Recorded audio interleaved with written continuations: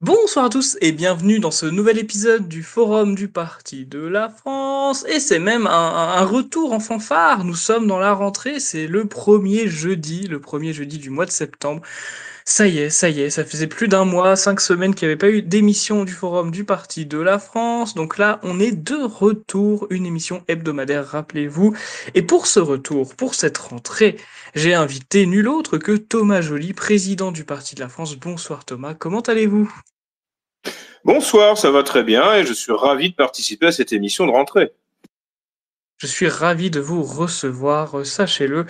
Et j'ai avec moi aussi le délégué général du Parti de la France, à savoir Alexandre Simoneau. Vous êtes également candidat pour les élections législatives partielles de Paris, deuxième circonscription, où je serai d'ailleurs votre suppléant. Bonsoir Alexandre, comment allez-vous? Je vais très bien, Alexandre, et puis c'est pour confidence, c'est la première fois de ma vie, j'ai comme suppléant un Alexandre, et c'est un très beau prénom. Voilà, donc je suis en pleine forme également, et je salue le président Joly. Voilà. Et je vous remercie de votre invitation, et bien évidemment, à tous les deux.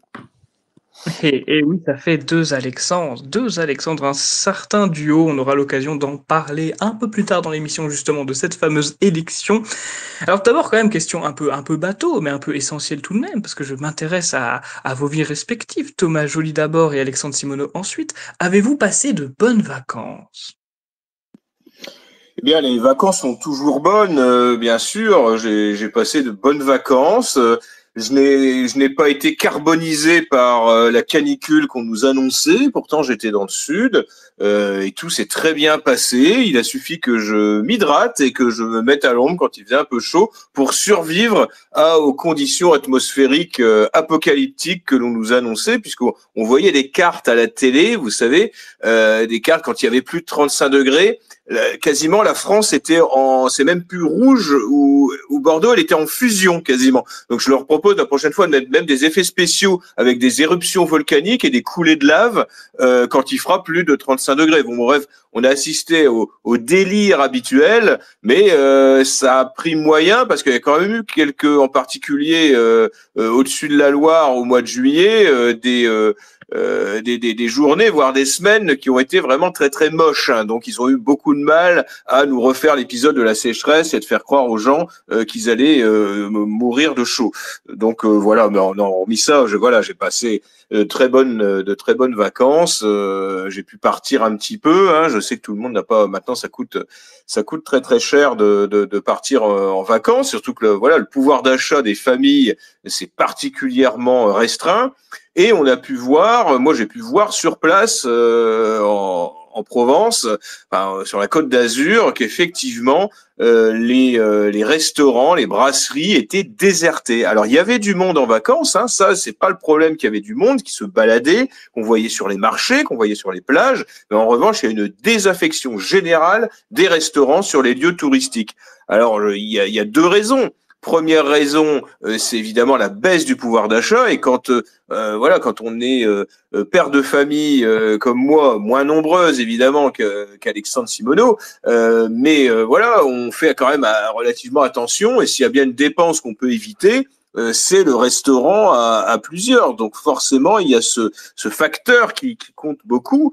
Et également aussi la restauration, on va dire, de saison, faite pour les touristes, où ça fait quand même un certain nombre d'années, ou pas tous évidemment, je les englobe pas tous, mais pas mal de restaurateurs se foutent de la gueule du client. C'est-à-dire vous vendent une pizza minuscule à peine garnie pour 20 euros, donc forcément, les gens en ont ras-le-bol. Et quand ils voient qu'ils peuvent pas s'en tirer pour un tarif décent pour manger avec leurs femmes et leurs enfants, en voyant qu'en plus tout le monde aura faim après, eh bien forcément ça empêche la consommation, puisque voilà, déjà c'est cher. Le pouvoir d'achat baisse dans la plupart des familles et en plus on essaie de vous escroquer comme combien de fois c'est arrivé à tout le monde en particulier en bord de mer, c'est qu'on vous compte, vous prenez un menu qui est déjà assez cher, qui est pas terrible, et puis on vous compte le dessert, alors qu'il était compris dans le menu. Ça arrive quasiment à chaque fois, qu'on me fasse pas croire que ce n'est pas vrai. où on vous compte votre pichet d'eau, et ben on vous compte une badoie à la place de l'eau, de la carafe d'eau gratuite. Ça arrive tout le temps. Et donc après, on voit geindre ces mêmes restaurateurs, ah ben il y a plus de clients, machin. Espèce d'enfoiré, t'essaies d'escroquer systématiquement les clients, et en plus t'emploies des clandestins dans ta cuisine. Donc voilà, il y a aussi une sorte de rejet de cette restauration qui se fout de la gueule du client. Donc voilà, bon, je vais pas refaire un débat là-dessus ou être trop long là-dessus, mais ça explique la désaffection, en tout cas, de certains commerces. Évidemment, je ne les mets pas tous dans le même sac, hein, bien sûr, mais il y a maintenant ce commerce touristique qui a une très mauvaise réputation, et je pense qu'ils vont bien galérer pour retrouver des clients, parce que évidemment, quand on s'est fait une réputation pareille, eh bien c'est très difficile de faire revenir la clientèle. Bon, bah, du coup, j'en déduis que vous avez passé de bonnes vacances. Et vous, Alexandre Simoneau, avez-vous passé de bonnes vacances? Oui, mais je rejoins parfaitement ce que dit Thomas, mais je me souviens quand j'ai commencé après avoir été séminariste, j'ai commencé le droit à Paris, et la première leçon d'économie qu'on nous avait donnée, ça commençait par très valable arnaque. C'était la TVA. C'est-à-dire que le matin, le réveil sonne, le réveil, hop, on est taxé. On allume la lumière, taxé. Machine à café, taxé. La douche, taxé. On est à peine dans la voiture, taxé. On démarre la voiture, taxé. On est taxé tout le temps en fait. C'est comme une espèce d'iPhone qu'on aurait dans la poche qui n'arrêterait pas de vibrer, quoi. Dès qu'on fait quelque chose, on est taxé. Donc je rejoins parfaitement ce que dit le président Joly, et même mes souvenirs d'enfance, lorsqu'on allait à la plage avec maman et papa et mes sœurs, et ben on prenait des sandwichs simplement sous un pique-nique avec le parasol, et cetera, parce que on voyait passer, enfin à l'époque, je ne parle pas d'un temps que les moins de 20 ans ne peuvent pas connaître, mais quand même, si. Mais il y avait, bon, toujours des petits escrocs. Mais ce qu'il y a des émissions qui sont intéressantes le soir aussi, c'est, que les Français aiment beaucoup, on dirait, c'est les inspections, la répression des fraudes. On voit de ces trucs, waouh! Et tu as des cuisines, comme disait Thomas, les clandestins, mais si ça n'était que les clandestins, encore un clandestin qui fait bien son travail, mais on voit les conditions d'hygiène, les trucs qui ont pas respecté la chaîne du froid, on voit des blattes, des cafards, enfin bon, j'ai pas envie de dégoûter des gens qui peut-être sont encore à table à l'heure à laquelle ils nous écoutent. Mais sinon, j'ai passé de bonnes vacances, à part que, voilà, ce qui n'est pas un détail, c'est que mon petit papa, nous étions descendus pour assister au mariage d'une de mes cousines, et il a fait ce qu'on appelle une bradycardie, une arythmie cardiaque, puisque au lieu d'avoir 72 pulsations, il en avait plus 36. Suite à quoi, eh ben, il a été hospitalisé à l'hôpital Sainte-Muche de Toulon, hein. Je fais de la pub parce que c'est quand même une ville très à droite, tout de même. Et on lui a posé un pacemaker, sauf qu'en posant les pacemakers comme ils le font maintenant, en le posant, ils ont percé la poche du cœur. Très malin pour un cœur qui bat depuis les accords de Munich, c'est-à-dire depuis le 30 septembre 38.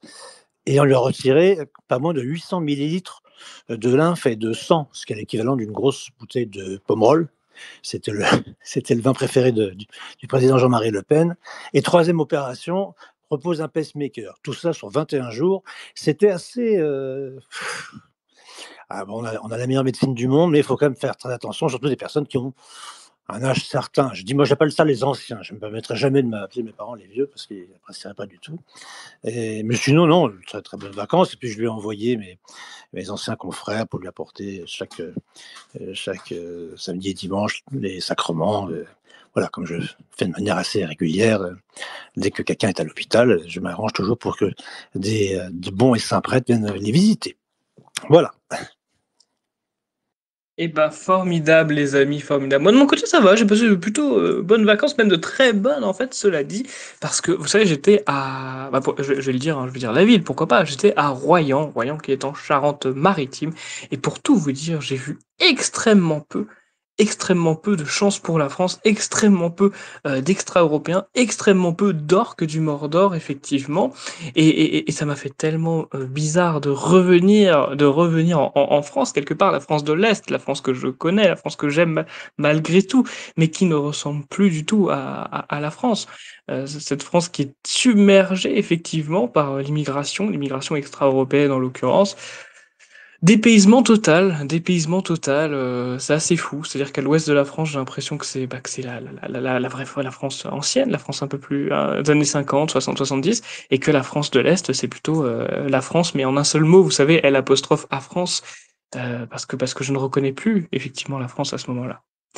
Mais bon, mis à part ça, on reprend la rentrée tranquillement et moi je suis vraiment heureux de reprendre les émissions, de reprendre les activités politiques au sein du Parti de la France en compagnie de Thomas Joly et d'Alexandre Simoneau. Et justement, en parlant de politique, tout le monde en parle en ce moment, le 8 et le 10 septembre. On va commencer d'abord par le 8 septembre.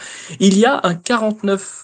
Et non, ce n'est pas un 49.3 cette fois-ci, c'est un 49.1, un mécanisme que j'avais un peu oublié. Vous savez, c'est un peu comme le référendum, vous savez, c'est ce genre de mécanisme, de procédé qui existe dans une démocratie, mais qui sont assez rarissimes en réalité, surtout le référendum. Ça fait plus de 20 ans qu'on n'en a pas eu. Alors qu'est-ce que le 49.1? C'est tout simplement un vote de confiance. Le budget 2026 présenté par François Bayrou, qui est quand même le quatrième Premier ministre d'Emmanuel Macron pendant son deuxième mandat, ce qui est quand même pas mal, hein, ça commence à cumuler.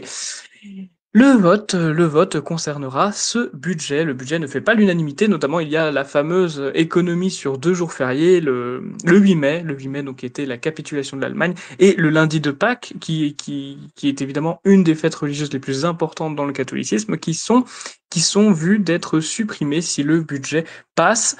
Et évidemment, il y a un blocus, les gens ne sont pas contents, donc Bayrou, il a dit, il y aura un vote de confiance. Le Parlement, l'Assemblée nationale devra voter, et si le vote ne passe pas, François Bayrou sera contraint de démissionner. Alors, Thomas Joly, qu'est-ce que vous pensez de ce François Bayrou qui a tout fait pour être Premier ministre et qui finalement fait un all-in, on appelle ça, c'est-à-dire qu'il met absolument tout sur son budget 2026 au point de perdre sa place. Vous trouvez pas ça bizarre? Vous pensez vraiment que les parlementaires, ils pensent vraiment, pardon, que les parlementaires croient en lui? Alors, je vais juste corriger un peu ce que vous avez dit dans votre présentation, c'est-à-dire que le vote de confiance ne sera pas sur le budget, il sera sur une déclaration de politique générale qu'il va faire. En fait, il demande la confiance de l'Assemblée, mais pas sur le budget en tant que tel. Ça ne va pas être, même s'il obtenait la confiance, c'est pas pour ça que son budget serait voté. En fait, c'est une sorte de geste symbolique pour dire vous êtes avec moi, vous n'êtes pas avec moi. Mais en fait, ce que François Bayrou a fait, et d'ailleurs, il a surpris un petit peu parce qu'on pensait qu'il cherchait à gagner du temps jusqu'au budget, qu'il aurait été, voilà, pour essayer de rester le Premier ministre le plus longtemps possible, comme il a fait jusque-là, avec des intrigues et des compromis de Margoulin, comme il a pu le faire avec le Rassemblement national, mais je vais y venir. Et là, il a un peu surpris tout le monde, en particulier le Rassemblement national, en disant qu'il allait demander la confiance, qu'il n'aura pas. C'est impossible.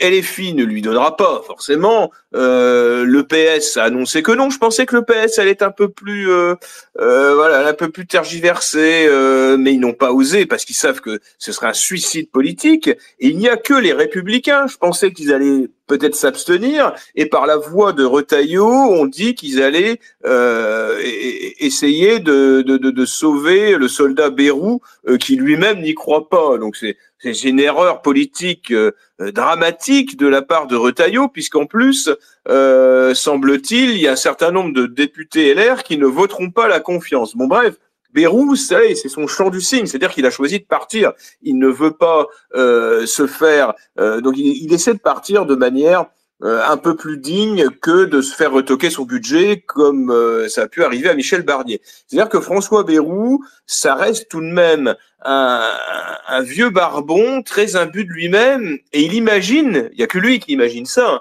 mais il imagine qu'en se donnant une posture d'homme sage et raisonnable, qui a interpellé les Français et le Parlement sur l'importance de la dette et la nécessité d'une politique d'austérité pour y remédier, eh bien, il pense qu'en 2027, il va apparaître comme une sorte d'homme providentiel qui a eu raison avant les autres, qui a osé demander la confiance du Parlement et qui ne l'a pas eu, alors qu'il voulait, en bon petit père du peuple, sauver la nation des conséquences de la dette.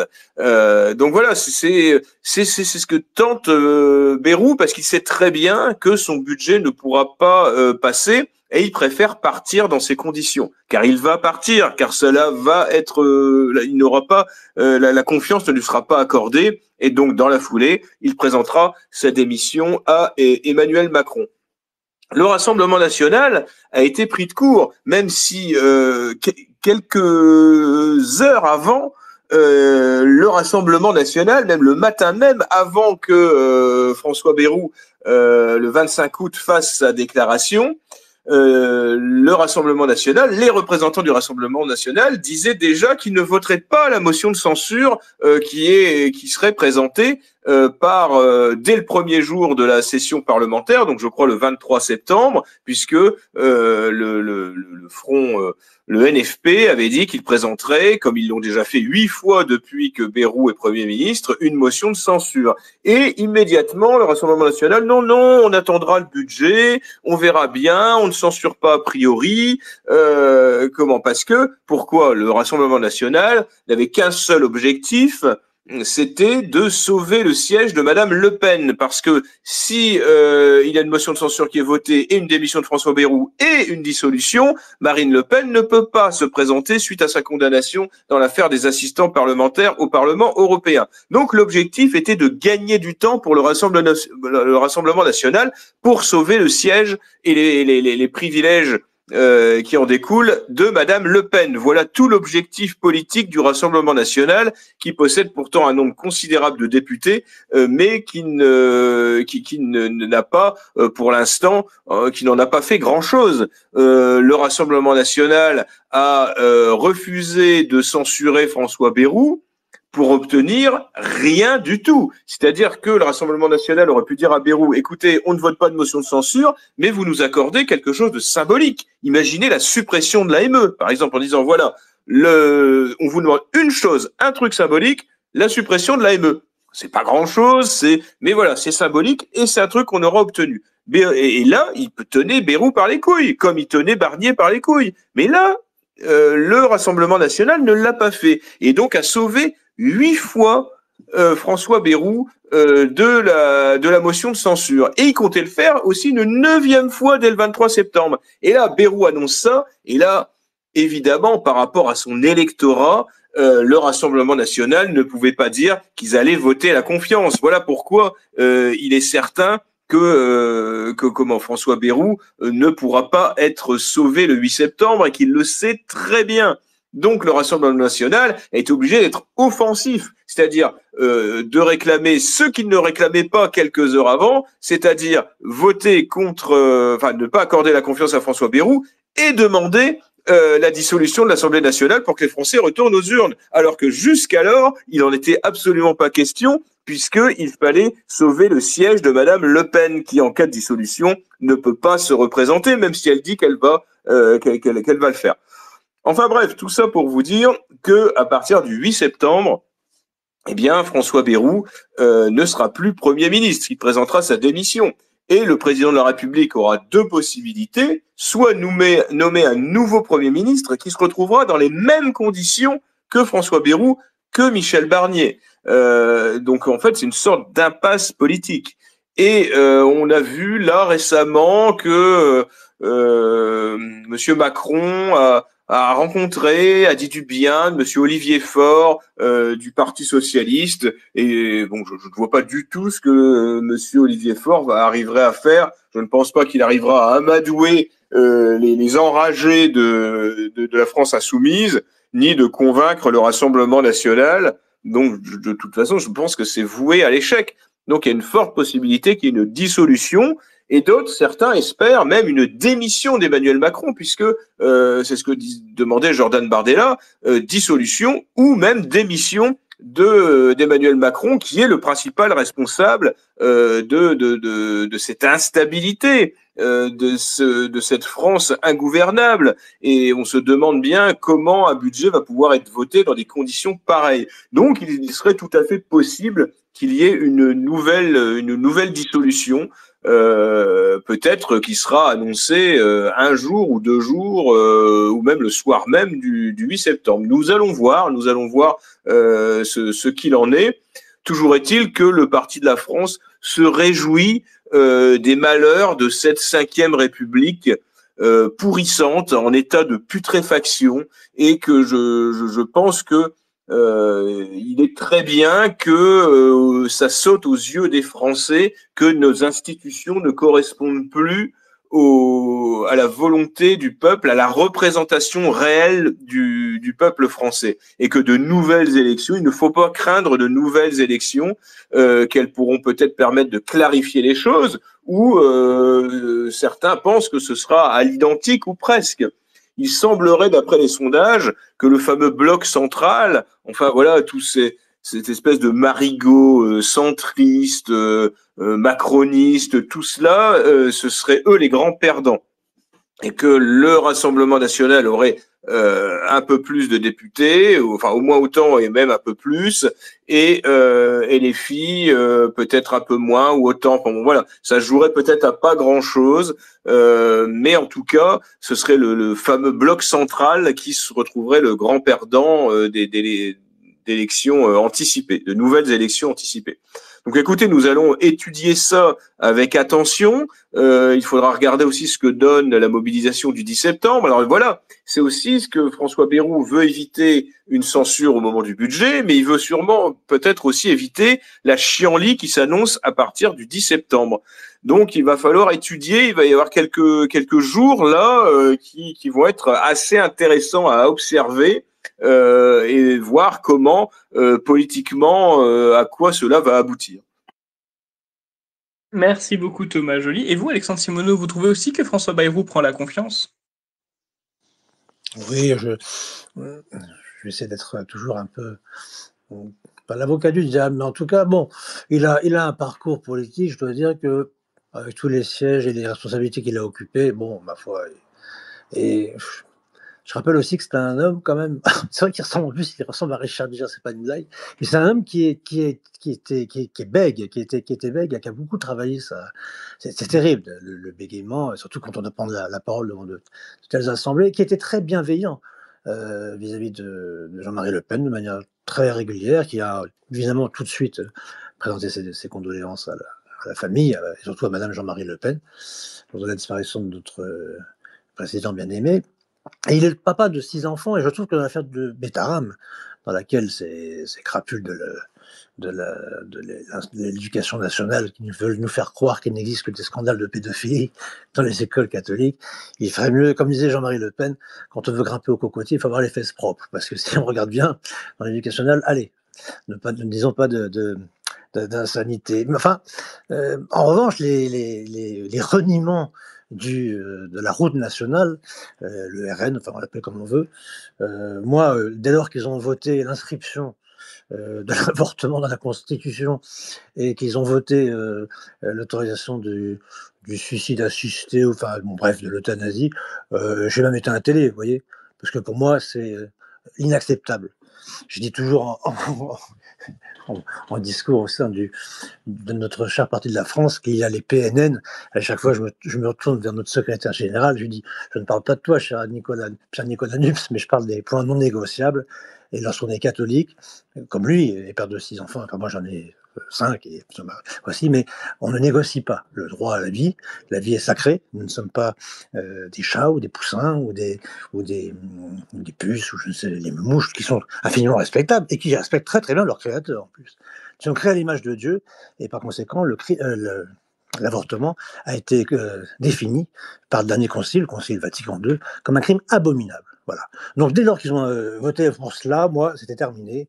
La boucle était bouclée. Déjà l'exclusion du fondateur par sa fille et la mienne en même temps, parce que je suis parti comme le bébé jeté avec l'eau du bain ou la victime d'un combat qui était passé quand même, qui était le mien. Bon, j'ai compris que ça devenait n'importe quoi, qu'il devait y avoir des alliances avec les francs-maçons, mais ça c'est pas possible. C'est l'excommunication directe. Voilà, c'est pas négociable. On est diabolisé, mais quand on est diabolisé par le diable, c'est un honneur. C'est-à-dire qu'on est dans la vérité. Quand on essaie de dédiaboliser, comme disait Le Pen, moi j'ai pas peur des démons. J'ai pas envie de. Ah non, moi je veux plaire aux anges qui sont restés fidèles au bon Dieu, et j'ai pas envie de finir en enfer. À quoi sert à l'homme de gagner l'univers? Ils ont des retraites, je sais pas, 34 000, 50 000 euros, bah, c'est bien, oui. Mais s'ils viennent à y perdre leur âme, ça sert à quoi? Je préfère finir sous les ponts à côté de Notre-Dame, moi, mais d'être fidèle à Notre-Dame, justement.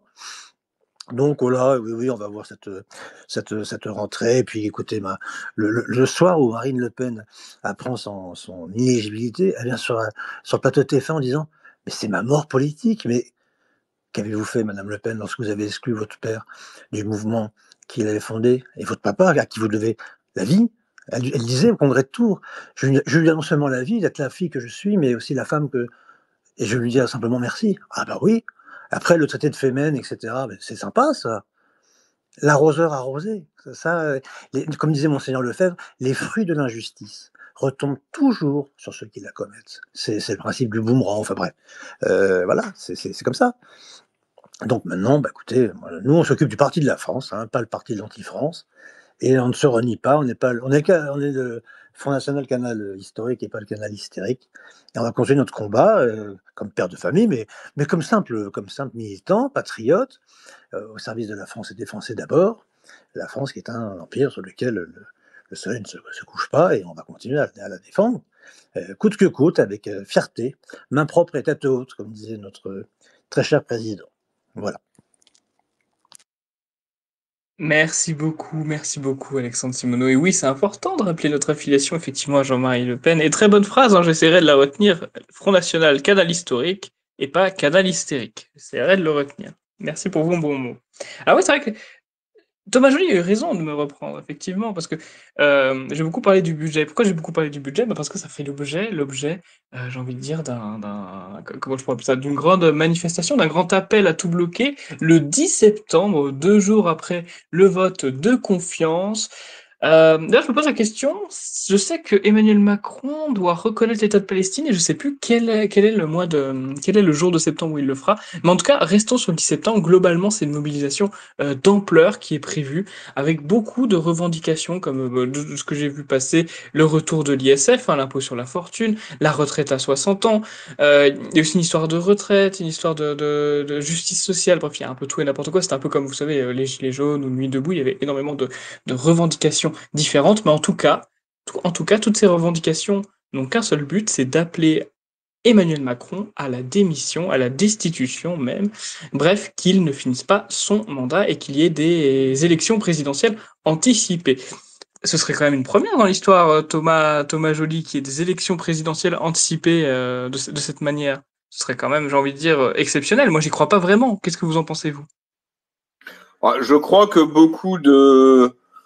voilà, on voit beaucoup de gens qui s'excitent, des anciens gilets jaunes, des boomers un peu hystériques qui disent voilà que ça va être la révolution le 10 septembre, que ça va pousser Emmanuel Macron à démissionner, que ça va que cette fois-ci il ne terminera pas son mandat. Bon, vous savez la même litanie qu'on entendait sous Sarkozy, sous Hollande, sur Macron. Il finira pas son mandat. Voilà, c'est une sorte de mantra. En fait, ils ont tous fini leur mandat. Voilà, c'est pas parce que il y a quelques boomers qui ont fait signer des pétitions dont personne n'a strictement rien à faire sur Internet que comment Macron va être destitué ou va quitter son mandat, ou comme le disait là Monsieur Philippot, qui va se sauver dans un hélicoptère pour aller je ne sais où. Non, bon, voilà. Là, on est dans le délire complotiste le plus pur.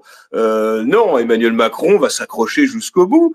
Pourquoi? Parce que pour l'instant, aucune institution n'est suffisamment déstabilisée pour que le président de la République doive se retirer. Alors le 10 septembre, qu'est-ce qui va se passer? On va le voir, on va le découvrir, parce que le simple fait que François Bayrou donc démissionne au soir du 8 septembre parce qu'il n'aura pas eu la confiance de l'Assemblée nationale, imaginez qu'Emmanuel Macron provoque de nouvelles élections législatives, et ben le 10 septembre, ça va être un pétard mouillé, ça va être un flop, parce que il y a plus de gouvernement et on propose aux Français de retourner aux urnes. Donc c'est peut-être aussi un moyen de faire dégonfler le truc. C'est tout à fait possible que du coup le 10 septembre, on va faire les revendications, elles vont être dans le vide, puisqu'on vous dit maintenant il faut retourner voter. Donc à mon avis, le 10 septembre, il y aura juste voilà, une sorte de parade habituelle de l'extrême gauche dans les rues, et puis ça sera terminé le 11 septembre, on n'entendra plus parler puisqu'on sera dans une phase électorale. Donc, il peut très bien se passer ça. Ensuite, il faut voir l'ampleur de cette mobilisation. Mais alors, à l'inverse des Gilets jaunes, qui était en fait une sorte de mobilisation populaire et réactionnaire, puisqu'en fait, à la base, c'était un ras-le-bol sur le prix de l'essence, et donc de la taxe sur l'essence, et des taxes en général, en fait, une revendication du pouvoir d'achat. Et c'était la France de droite qui s'était retrouvée dans la rue. Et là, on retrouve dès le début en fait un encadrement par l'extrême gauche. C'est-à-dire que c'est déjà cornaqué par l'extrême gauche. Les premières réunions d'organisation pour le 10 septembre, il y a une mainmise de l'extrême gauche, une mainmise aussi des syndicats, alors que lors des élections, de la mobilisation des Gilets jaunes, les syndicats avaient dit au début qu'ils ne participeraient pas au rassemblement de fachos. Et au bout de 2 semaines, quand ils ont voulu pointer le bout de leur sale truffe, eh bien, ils ont été virés à certains endroits par les Gilets jaunes en disant on ne veut pas de vous. Donc voilà, c'était les premières semaines des Gilets jaunes étaient complètement différentes de ce que ce 10 septembre qu'on nous présente comme apolitique, qui je le répéterai jamais assez, mais tout ce qui est apolitique, c'est de la merde en boîte, puisque toute revendication sociale est politique. Et si vous êtes apolitique, vous êtes certain que vous n'aboutirez à rien. La Manif pour tous a voulu être apolitique, sans arrêt on disait, oh là là, on ne politise pas, eh bien ils n'ont rien obtenu, même s'ils ont mis plusieurs millions de personnes dans la rue, pour le mariage pour tous. Et là, pour les Gilets jaunes, c'est pareil. En plus, quand on part d'une revendication qui était la baisse du prix de l'essence, et après que ça part dans tous les sens avec le RIC, le référendum d'initiative communiste, avec des revendications à non plus finir sur tout et sur rien. Enfin bon, voilà, on noie complètement le mot d'ordre du départ pour arriver en fait à des revendications plus fantaisistes les unes que les autres, des revendications bien souvent gauchistes, puisque en l'espace de quelques semaines, eh bien parce que les Gilets jaunes n'ont pas voulu se politiser, ils ont été la nature à horreur du vide et ils ont été phagocytés par la gauche et l'extrême gauche qui en a fait un rassemblement, des rassemblements, une manifestation qui se répétait certes toutes les semaines, mais dont les mots d'ordre n'étaient même plus audibles par l'ensemble des Français. En fait, on a vu une transformation des Gilets jaunes, c'est-à-dire qu'en fait, c'était plus du tout les mêmes qui manifestaient au bout de quelques semaines. C'était plus les Gilets jaunes originels, si je puis dire. Donc là, je pense que c'est trop artificiel pour que ça dure, pour que ça prenne une grosse ampleur. Alors, on va pouvoir évidemment compter sur l'extrême gauche pour essayer d'imposer la chienlit, une chienlit que les Français ne vont pas supporter, parce que forcément, il y a ce désordre. D'ailleurs, les Gilets jaunes qui étaient populaires au début l'ont été de moins en moins parce que ce désordre, cette agressivité permanente a suscité un rejet de la population, même si évidemment il était entretenu par le pouvoir en place qui donnait des ordres aux forces de police et de gendarmerie pour faire dégénérer les manifestations. Je m'en souviens très bien pour avoir participé à un certain nombre de rassemblements et de manifestations de Gilets jaunes où on voyait très bien des policiers qui nassaient et qui gazaient des manifestants particulièrement pacifiques qui ne faisaient que passer. On en a vu des vidéos. Donc le gouvernement avait transformé la police en police politique et certains ont fait ça malheureusement avec beaucoup de zèle et donc pour justement provoquer des troubles à chaque manifestation des Gilets jaunes. Donc là, on va voir un peu ce que ça donne. Alors attention, je me souviens que je m'étais trompé au début des Gilets jaunes. Je pensais que ce ne serait pas soutenu par la population, même au début, parce que le mot d'ordre avait été le même, c'est-à-dire bloquer les gens. On bloque tout le monde. Et bloquer le Français qui va travailler pour, certes, gagner une misère. Alors c'est sûr qu'on on remet évidemment le but c'est de remettre tout ça en cause, c'est-à-dire que on arrive à des travailleurs pauvres, des classes moyennes qui se paupérisent, et ça c'est absolument insupportable.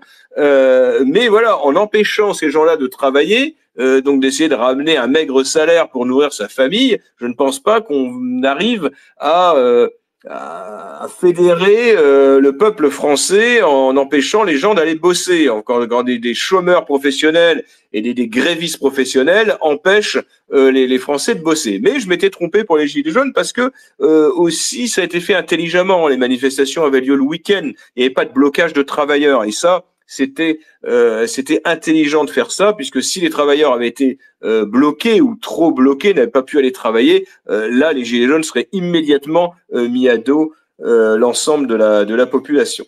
Mais là, en fait, aussi il y a quelque chose qui est assez paradoxal, c'est que la plupart des Français en ont marre de payer pour les inactifs, particulièrement les actifs. C'est-à-dire que les actifs en ont assez de payer pour des parasites, en particulier d'importation. Ils en ont marre de payer pour l'immigration. Ils en ont marre d'être surtaxés pour continuer ce système d'assistanat généralisé et d'entretien de l'immigration, invasion qui pourrit chaque jour la vie des Français. Et en fait, ce qu'on nous propose, c'est, puisque selon les revendications d'extrême gauche, c'est de plus d'État nounou, c'est-à-dire encore plus de taxes pour faire perdurer ce système d'assistanat généralisé. Et que proposait également, enfin que propose toujours, mais à mon avis depuis pour très longtemps, François Bayrou, la même chose, c'est-à-dire l'austérité pour continuer de la même façon, pour pas aller dans le gouffre tout de suite, vous savez, pour essayer de se retenir aux branches. Donc on va faire une politique d'austérité, mais toujours pour continuer dans ce système qui aboutit à ce que la France arrive en faillite généralisée. Mais il ne faut surtout pas remettre en cause, d'ailleurs. Si Bayrou s'en est pris aux boomers, ce qui était chose un peu surprenante puisqu'il en est un et qu'il a voté tous les budgets qui endettaient la France et qui permettaient ce système de faire perdurer ce système de répartition qui est une pyramide de Ponzi, François Bayrou a refusé un jour ou deux après de s'en prendre à l'immigration en disant que l'immigration n'était pas du tout un problème dans le budget de la France. C'est quelque chose qui est c'est aberrant. C'est-à-dire que c'est l'inverse. Et si on ne traite pas le problème de l'immigration, on pourra essayer de retourner le problème dans tous les sens, essayer de présenter le budget qu'on voudra. Eh bien, de toute façon, ça n'ira pas, ça ne sera pas possible. Il faudra continuer de taxer les actifs. Voilà, c'est simple. L'immigration et les retraites. Les retraites, je ne dis pas qu'il faut ne plus payer les retraites, mais en revanche, il faut arrêter avec ce système par répartition. Ce n'est plus possible. Ce n'est pas possible que ce système, je ne veux pas redire encore pourquoi, mais ce qui était valable dans les années 60 ne l'est plus en 2025. Ce n'est plus possible. On va arriver assez vite à un actif pour un retraité.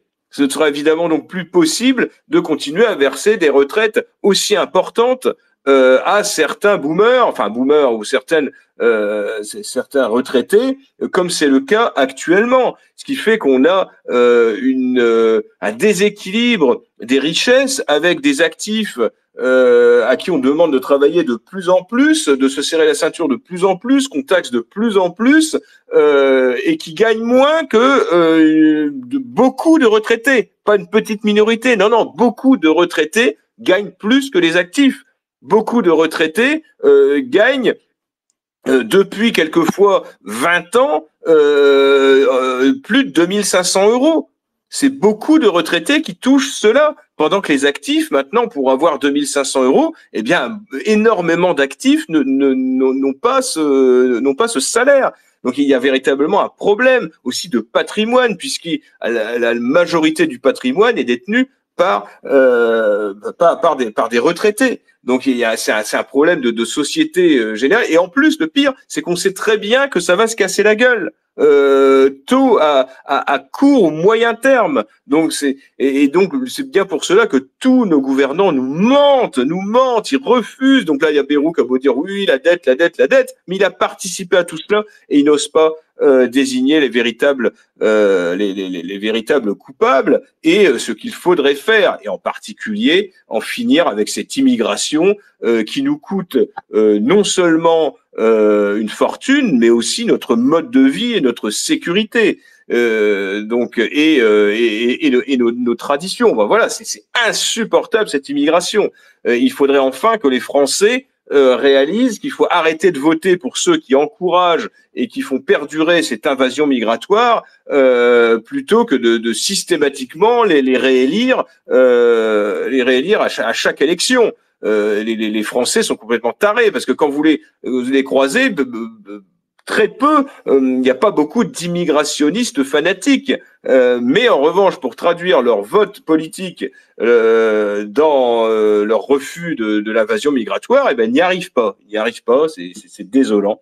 Alors en tout cas, bon, pour ce 10 septembre, écoutez, nous allons observer ça attentivement, mais je crains que ce soit une grand-messe d'extrême gauche où fleuriront que des slogans gauchistes, communistes et évidemment avec des milliers de drapeaux palestiniens pendant qu'il n'y aura aucun drapeau français. Voilà, ça va être du grand n'importe quoi, une grosse chienlit d'extrême gauche qui n'aboutira évidemment à rien, à aucune solution concrète, puisque de toute façon ces gens-là veulent nous emmener, veulent détruire la France. L'objectif de l'extrême gauche est très clair, c'est de détruire la France. Ils veulent même détruire ce qui reste du peuple français autochtone, puisqu'ils ont une obsession du métissage généralisé. Ils veulent que le français de souche disparaisse. Donc ces gens-là ne sont même plus des adversaires, ce sont des ennemis de la France, des ennemis du peuple français. Eh bien, quand on veut gagner la guerre, on se débarrasse de ses ennemis. Et l'extrême gauche est un ennemi, et il ne faudra jamais, bien évidemment, que l'extrême gauche arrive au pouvoir. Merci beaucoup Thomas Joly, merci beaucoup. On a bien compris votre opinion sur cette mobilisation le 10 septembre. Alors oui, c'est vrai que les Gilets jaunes, moi j'y étais personnellement allé les 2 premières fois, et la 3e fois je suis plus allé parce que quand j'ai vu qu'il y avait que des drapeaux LGBT, des drapeaux palestiniens, je me suis dit bon, ils ont peut-être pas compris le concept de base. Vous, Alexandre Simoneau, vous êtes un peu plus optimiste ou encore plus content? Concernant les Gilets jaunes, l'affaire a été réglée très très simple, puisque le président Macron devait s'exprimer à 20h. Et qu'est-ce qu'on peut faire dans ces cas-là? C'est ce qu'ont fait les services, créer une émotion nationale. Et Notre-Dame de Paris s'est enflammée. Des poutres, comme disait le président, qui font 1 mètre de section et qui datent du XIIIe siècle, c'est de la pierre. C'est ça qui s'est passé. C'est ça que les gens. Enfin, un personnage illustre qu'on n'a pas le droit de citer disait Français, vous avez la mémoire courte. Tout de même, il devait s'exprimer à 20h. Et que se passe-t-il vers 18h, le lundi saint, si j'ose dire? Notre-Dame qui se met à brûler, les pompiers qui n'arrivent pas à arriver, une émotion nationale. Ah oui, et la flèche qui tombe. Ben, ils n'hésiteront à rien, ce sont des lucifériens, ces gens-là. Je suis sûr que 99,9% des Français qui tournent autour de la place de la Bastille ne savent même pas qui est en haut de la colonne de la Bastille. C'est un ange porteur de lumière, c'est Lucifer. Et si les gens veulent continuer à s'intéresser à M. Mélenchon, qui a été un sénateur socialiste là, pendant des années, qui est maintenant riche propriétaire d'un appartement boulevard Magenta, je l'ai vu rentrer une fois tranquillement chez lui. Regardez une vidéo où il passe devant une des statues de Sainte Jeanne d'Arc et où il l'insulte.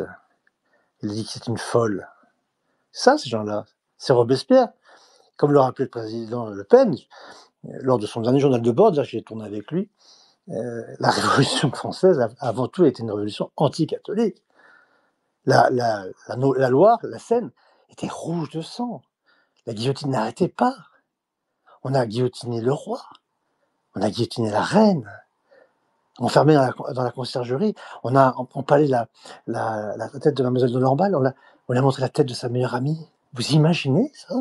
On l'a accusé d'inceste. C'est ça la Révolution française. Ces gens-là veulent nous faire croire que la France est née en 1789, en 93, la terreur.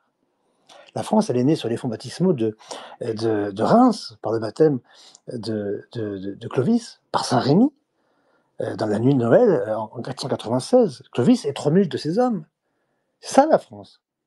Et comme je le disais dans un dernier discours, Monseigneur Éric de Moulin-Beaufort, lui, il a participé à l'inauguration de la mosquée de Reims. Mais c'est pas vraiment la même chose. Voilà. Et la France, fille aînée de l'Église, a toujours suscité des grands hommes. Il n'y a pas eu que Jean-Marie Le Pen. Hein. Je suis pas Le Pen. Je suis le péniste, si vous voulez. Mais Sainte Jeanne d'Arc, le plus grand destin, le plus extraordinaire de tous les temps et de l'histoire, une jeune femme qui mourra à 19 ans. Alexandre le Grand, il meurt à 33 ans, lui. Et elle parcourt 5000 km à cheval alors qu'elle ne sait pas monter. Et c'est ça, c'est la France. Et j'ai retrouvé, parce que, oui, j'avais aussi une remarque, parce que notre président Joly a parfaitement raison, hein, tous responsables, tous coupables, mais je voudrais régler mes comptes aussi, familiaux, amicaux, avec Monsieur de Villiers, Philippe de Villiers, le génial inventeur du Puy du Fou. Mais Monsieur de Villiers a été, pendant des années, ce que Jean-Marie Le Pen appelait le flotteur droit du trimaran RPR-UDF. Vous avez l'UDF au milieu, le RPR, la droite molle, et vous avez Philippe de Villiers.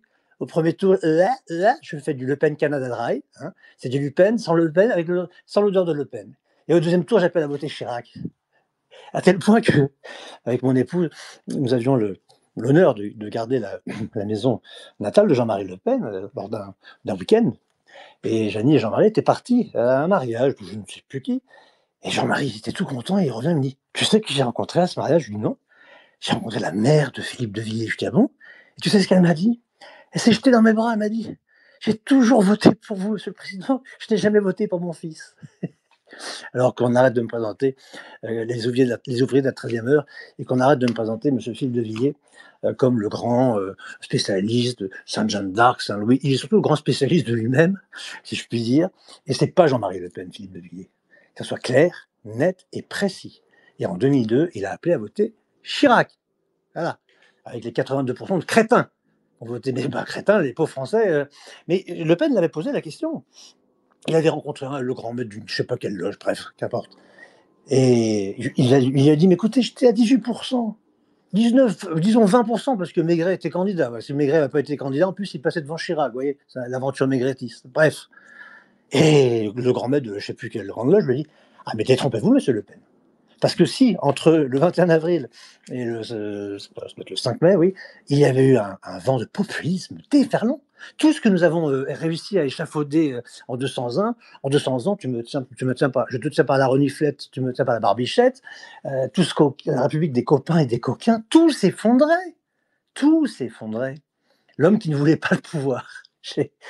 Oh, le 21 avril, vous n'allez pas dire joyeux. Mais bande de crétins, 21 avril, moi, qu'est-ce que je fais, moi? Si je suis président de la République dans 15 jours, je pense à mon gouvernement. Qui vais-je nommer comme Premier ministre? Sûrement pas Marine Le Pen, hein. Ça c'est sûr.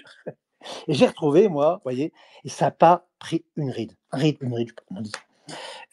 C'est le programme de gouvernement du Front National. Parce qu'à l'époque de Jean-Marie Le Pen, il y avait un conseil scientifique, hein, avec d'éminents scientifiques dans tous les domaines, y compris dans le domaine démographique.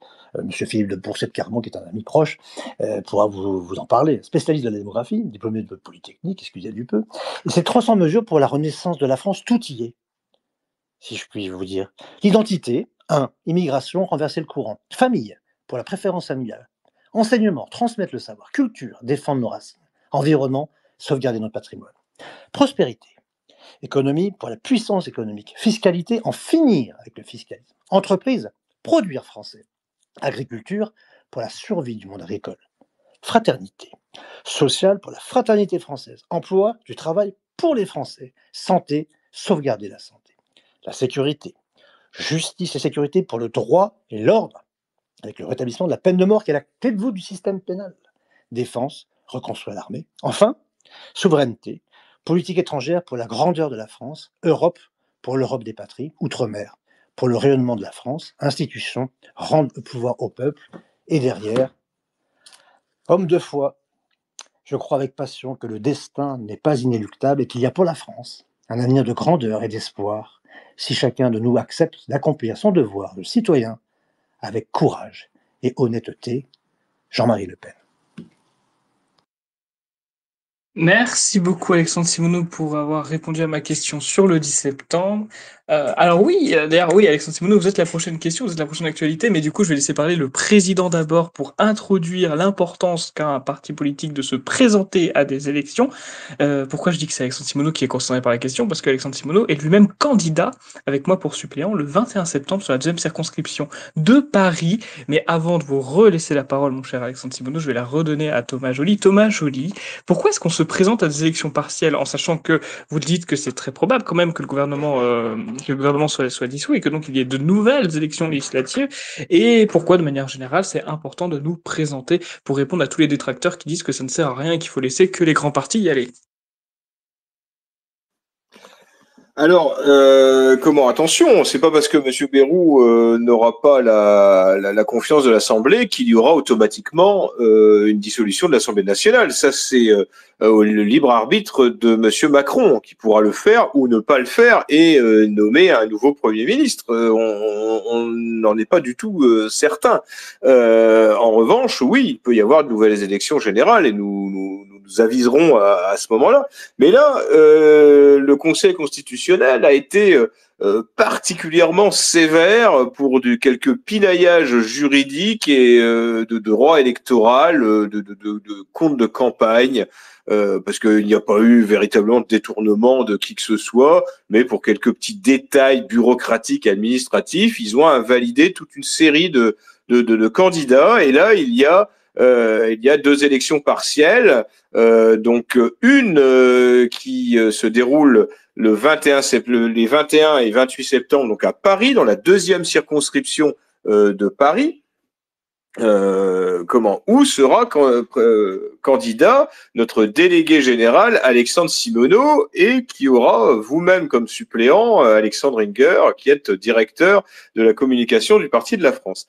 Donc nous avons décidé, pourtant Paris n'est pas forcément la ville où la droite nationale fait ses meilleurs scores, mais il ne faut abandonner aucun territoire français, aucun territoire de la nation d'un point de vue électoral.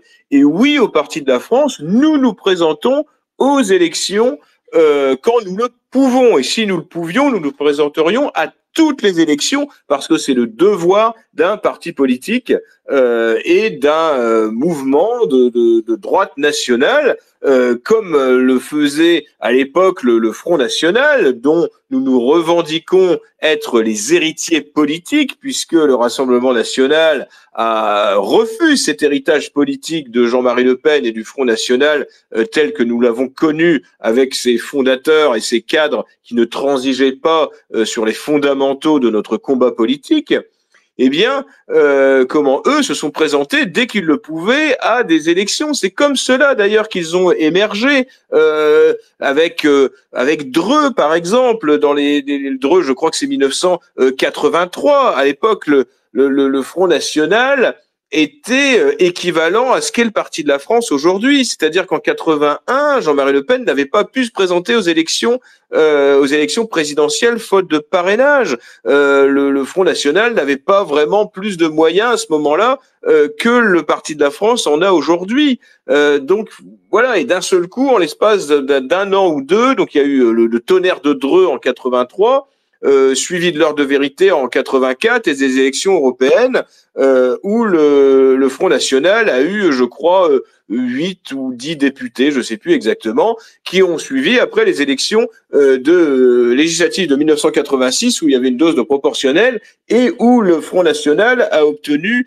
un certain nombre de députés, une trentaine de députés. Donc voilà, en l'espace de quelques années, un parti qui était marginal, presque moribond, est devenu une force politique incontournable dans le paysage politique français. Donc c'est pour cela qu'il faut se présenter aux élections, parce que c'est le lien le plus fort que nous pouvons avoir avec le peuple français, en particulier avec ceux qui s'intéressent à la politique. Même si on rejette tout ce système politique, même si on rejette tout ce système républicain pourri jusqu'à l'os, eh bien, ça reste que tout de même l'unique moyen. Ceux qui nous gouvernent, ceux qui nous ont conduits ici, eh bien, ils sont là grâce aux urnes, grâce aux élections. Et donc, oui, il est facile d'être un spectateur du déclin, de regarder ça de haut en disant voilà, mais nous on ne se salit pas les mains. Non, tout ça avec cette tambouille électorale et républicaine. Bah oui, mais en attendant, pour participer au combat politique, on a pour l'instant trouvé rien de mieux que les élections. Ça, on peut s'en désoler, on peut le regretter, on peut le déplorer, mais c'est comme ça. Et c'est comme ça qu'on arrivera. Pour l'instant, il n'y a pas de meilleur moyen pour réveiller nos compatriotes, pour éveiller nos compatriotes. Donc voilà pourquoi le Parti de la France. Et alors c'est assez amusant, c'est que là, certains nous reprochent de participer aux élections et d'autres nous reprochent de ne pas participer suffisamment souvent aux élections. Mais voilà, c'est faute de moyens, de moyens financiers, car ça coûte très cher. On regardait, là je ne vais pas rentrer dans les détails financiers d'une élection, mais c'est simple. Une élection, comme nous le faisons au Parti de la France, donc le moindre coût, c'est-à-dire que nous ne faisons pas de profession de foi, faute de moyens. Eh bien, le coût d'une élection législative partielle, une seule élection législative partielle, comme là celle d'Alexandre Simoneau, coûte le même prix, donc sans la distribution de profession de foi, avec des petites affiches A3, parce que nous n'avons pas les moyens, eh bien ce coût, c'est le coût qui était identique pour une élection législative en 2017, et qui, donc ça a doublé. C'est simple, ça a doublé, et en plus on n'a même pas de profession de foi dans le prix. Enfin, c'est une horreur, c'est une inflation encore bien plus importante au niveau du papier, du coût de la propagande électorale. Donc voilà pourquoi c'est très difficile aussi de se présenter aux élections. Ce n'est pas simple. Vous verriez la complication pour faire ses comptes de campagne, c'est de la bureaucratie insupportable et qui conduit évidemment à l'invalidation d'un certain nombre de députés, mais aussi à l'inéligibilité de candidats qui ont oublié de remplir une ligne, un astérix. Ils n'ont pas détourné d'argent, ils n'ont pas fait d'erreur, ils ont oublié de déclarer un ticket d'essence ou de remplir une ligne ou de n'ont pas envoyé à temps un document ou ce genre de choses. Et bing, 3 ans d'inéligibilité, en particulier avec les candidats de droite, car on sait très bien de quelle obédience est le Conseil constitutionnel, puisque ce sont les enflures, les sales gnomes dégénérés, les pourritures du Conseil constitutionnel que nous renverrons dans un EHPAD, parce que ces gens se placent au-dessus actuellement du peuple français. Le Conseil constitutionnel est complètement dévoyé, est à la main d'ordures cosmopolites qui ont été placées là par des copains et qui vont à l'encontre du peuple de français en censurant des lois, en les détricotant complètement, en enlevant toute la substance, dès qu'il s'agit de ne pas aller dans le progressisme ou dans l'immigrationnisme forcené. Donc voilà, c'est maintenant le Conseil constitutionnel est devenu une sorte de pustule républicaine qu'il faut éradiquer. C'est-à-dire qu'il faut transformer, je ne dis pas qu'il ne faut pas de Conseil constitutionnel, mais il faut en tout cas que les membres ne soient que des juristes et quand l'avis du Conseil constitutionnel ne soit que consultatif. Il est quand même incroyable que ce soit Monsieur Fabius précédemment ou Monsieur Ferrand qui aujourd'hui peut se placer au-dessus de la volonté des représentants du peuple et même au-dessus du peuple français qui décide de tout. Mais en fait, ils sont pas été placés là pour rien, puisqu'ils sont nommés par le président de la République. Enfin, donc voilà, il faut arrêter avec ce Conseil constitutionnel, ce Conseil d'État tout puissant qui paralyse nos institutions et qui dénie la volonté populaire. Donc tout ça pour vous dire que oui, le Parti de la France se présente aux élections et nous le ferons partout, nous le pourrons. Et il n'y aura pas évidemment qu'Alexandre Simoneau qui sera candidat dans la 2e circonscription de Paris. Il y aura également Guy Jovelin, tout à fait. qui sera dans la première circonscription du Tarn-et-Garonne, il me semble. Il doit y avoir, je crois, si je ne dis pas de bêtises, il doit y avoir Montauban puisque c'est la maire de Montauban qui avait été l'ancienne maire qui a été invalidée. Et donc Guy Jovelin sera le représentant de la droite nationale non reniée à cette élection, et il aura pour suppléant Jason Kazorang de Bastérica, qui épaulera Guy Jovelin, donc notre délégué régional pour l'Occitanie, dans cette élection où là aussi nous voulons être, parce que il n'y a pas un territoire français qui doit être abandonné. Alors évidemment, nous ne nous présentons pas partout. Là, dans l'état actuel des choses, s'il y avait une dissolution et des élections législatives générales, nous n'aurions pas les moyens de présenter des candidats partout, et je le regrette, mais sinon nous le ferions. Donc nous verrons comment nous pourrons agir en cas d'élection, de dissolution de l'Assemblée nationale.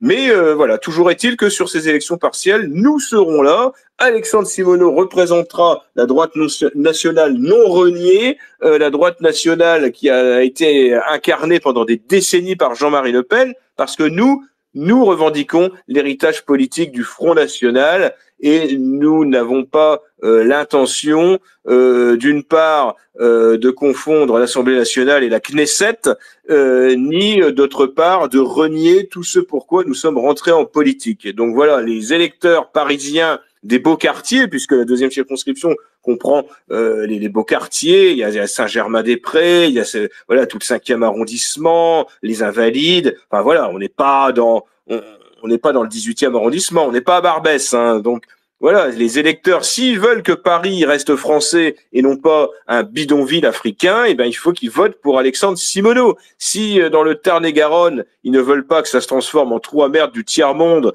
parce que c'est ça que veulent les gauchistes là-bas. Là, c'est les pires, les gauchistes du Sud-Ouest. Ils sont fossilisés, sont des marxistes, des sales socialistes complètement fossilisés. Eh bien, ils votent, les électeurs, eh bien ils votent pour Guy Jovelin, hein, quelqu'un de solide, quelqu'un qui veut rendre la France aux Français et qui veut débarrasser notre pays du gauchisme qui a fait tant de mal jusqu'alors. Voilà pourquoi nous nous présentons, et voilà pourquoi il faut voter pour les candidats du Parti de la France. Merci beaucoup, et ce sera, je sais pas si vous m'entendez, je pense que oui, il n'y a pas la petite animation, mais je pense que c'est un bug visuel.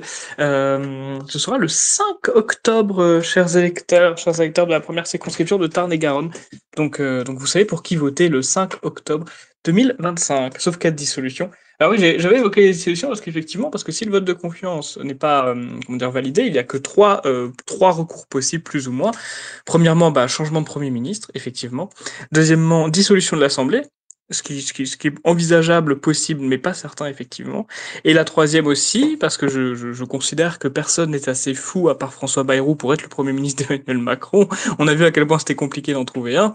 Il y a aussi la possibilité de pas accepter tout de suite la démission. Il me semble qu'il y a, voilà, on peut pas le président peut ne pas l'accepter de suite et le reconduire. Hein. Je crois que c'est possible. Les juristes me diront dans les commentaires.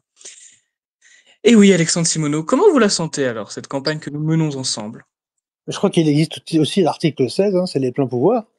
Parce que j'ai pas compris pourquoi M. Macron avait dissous l'Assemblée nationale suite à une élection européenne. C'était une première, ça aussi, on dissout l'Assemblée nationale quand on n'a pas la confiance de l'Assemblée nationale.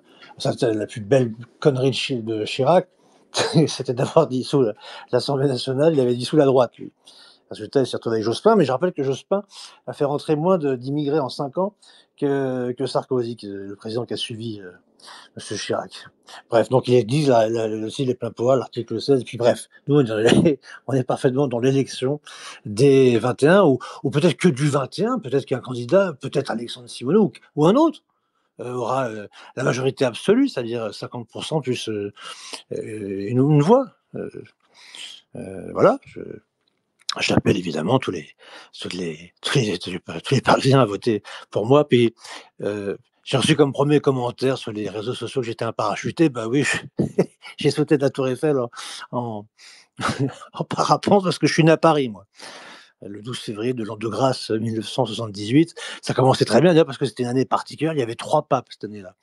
Pape Paul VI qui finissait son pontificat, Jean-Paul Ier qui l'a fini de manière assez courte, et puis Jean-Paul II qui a été élu pour une longue durée. Donc, j'avais même pas un an, j'avais connu 3 papes. Je suis né à Paris, et je rappelle que j'ai été aussi à Paris. Désolé de parler de moi, mais j'ai été quand même le plus jeune adhérent de France à l'âge de 14 ans. J'ai pris mon adhésion rue de Bernouilly, un siège historique autrefois du Front National. Et j'ai été le plus jeune tête de liste de France, Front National de France, en 2001, à Paris, dans le 5e arrondissement, l'arrondissement où Jean-Marie fut jadis le plus jeune député de France. Hein, j'ai beaucoup de points communs avec Jean-Marie Le Pen, c'est étonnant d'ailleurs. Et j'ai fait plus d'1% des voix, ce qui était très honorable, parce que j'affrontais non seulement Jean Tibéri, un homme tout à fait. Il est parti aussi. Il est parti après le président, il a été rappelé à Dieu, un saint homme de Dieu, vraiment. Et il était aussi maire de Paris, c'était pas évident, mais adorable, hein, qui m'a reçu d'innombrables fois dans son bureau pour des conseils, des aides. Enfin, vraiment un homme tout à fait abordable. Et cerise sur le gâteau, en plus, je suis passé l'autre jour à la paroisse de ma naissance, que j'ai été baptisé je suis né dans le 17e arrondissement, hein, pour être très précis et pour faire de la pub. C'est dans les cliniques Sainte-Thérèse de la rue Gustave Doré. Voilà. Et mon parrain de baptême, il s'appelle Claude Casperet. Et Casperet, les Parisiens savent qui est Gabriel Casperet. Il a été décoré par le président Chirac, mais il a été pendant, je crois, 4 mandatures, le député maire du 9e arrondissement de Paris. Tout ça pour vous dire qu'il n'est pas plus parisien qu'Alexandre Simoneau. Puis même, c'est une élection nationale. Si j'avais voulu me présenter en Corse, j'y allais. Le, le principe, c'est qu'une élection municipale, il faut avoir une attache fiscale avec la commune où il résidait. Mais quand c'est national, on peut se présenter dans n'importe quelle circonscription. Je me suis donc très humblement proposé à notre commission d'investiture. Et puis voilà, j'ai trouvé l'idée intéressante de retourner sur les lieux de. On dit toujours les criminels retournent sur les lieux de leur forfaiture, mais bon. Donc là, je retrouve le 7e, le 6e et le 5e. Effectivement, c'est des très beaux quartiers parce que le 7e, c'est à la fois l'Assemblée nationale, excusez du peu, et puis c'est également Matignon, et puis tous les ministères, et beaucoup d'ambassades. Dans le 6e arrondissement, on a le Sénat, excusez du peu également, Saint-Germain-des-Prés, priez pour nous, et tout le quartier latin, et c'est le merveilleux quartier latin. Et puis ça se termine en apothéose, le 5e arrondissement, où il y a le bastion de la résistance, qui résiste encore et toujours à l'envahisseur romain, la très célèbre paroisse Saint-Nicolas du Chardonnay, qui reste, selon les propres mots de Monseigneur Lefebvre, le phare de la tradition qui éclaire le monde. Donc j'ai pas du tout l'impression d'être un parachuté ou un opportuniste, parce que si j'avais fait de la politique par opportunisme, eh ben, je ne serais pas resté avec Jean-Marie Le Pen lorsqu'il a été mis à la porte de son parti. Moi, je me suis présenté. Il a été viré le 20 août, lui, le 20 août 2015, et moi, en bon élève, j'ai été viré 1er septembre. Et je me suis rendu à ma commission de discipline avec ma flamme d'honneur à la boutonnière, la grande flamme, pas la petite qu'on prend pour sortir en ville, mais la grande qu'on sort pour les grandes occasions. Et j'ai été jugé par monsieur Jalc, par monsieur de Saint-Just, Valéran de Saint-Just, où je lui ai dit: «Vous étiez beaucoup plus aimable à l'époque où vous étiez mon avocat que maintenant vous êtes mon procureur». Enfin bref. Euh, bref. Ceci, mais tout de même, c'est tous ces gens qui devaient l'intégralité de leur carrière. Monsieur Jacques, député de France, lui aussi, en 86, vous voyez. Bon, tous ces gens-là qui devaient leur carrière à Jean-Marie Le Pen. Jean-Marie me disait: tu sais, un bienfait n'est jamais pardonné. Alors je me suis présenté à ma commission, ils m'ont posé des tas de questions, etc. J'ai tout de suite dénoncé ceux qui étaient francs-maçons, ceux qui étaient ceci, ceux qui étaient cela. Je les ai vite déshabillés, comme disait Jean-Marie. Et puis ils m'ont demandé: est-ce que tu te reconnais, Jacques qui me demande, les yeux dans les yeux, est-ce que tu te reconnais dans le Front National d'aujourd'hui? Je lui dis: le Front National sans Jean-Marie Le Pen? Oui. Ah, il y en a hors de question. Nous te remercions, Alexandre.